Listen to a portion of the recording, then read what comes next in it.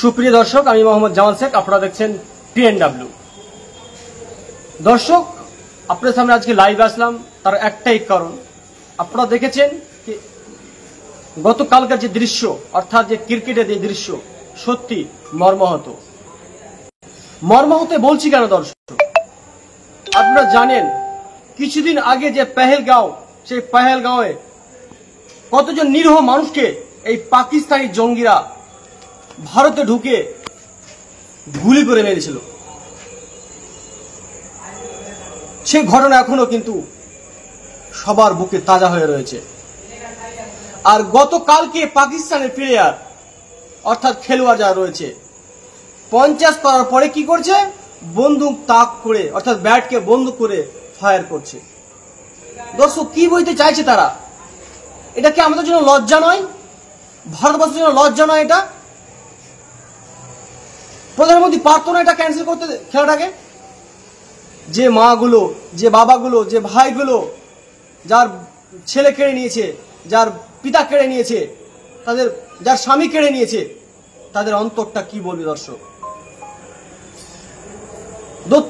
সত্যি দর্শক, এদের পাকিস্তানদের চরিত্র মনে হয় ঠিক হলো না। এতগুলো নিরীহ মানুষকে তারা গুলি করে হত্যা করলো, তারপরেও খেলার মাঠে এরকম আচরণ দেখতে পাচ্ছি।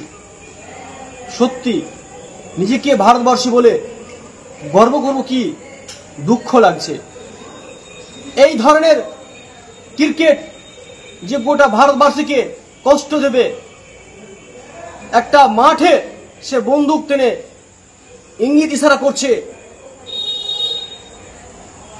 আমাদের জন্য লজ্জা। এটা আমাদের মাথা নত হয়ে গেছে, বিশেষ করে প্রধানমন্ত্রীর।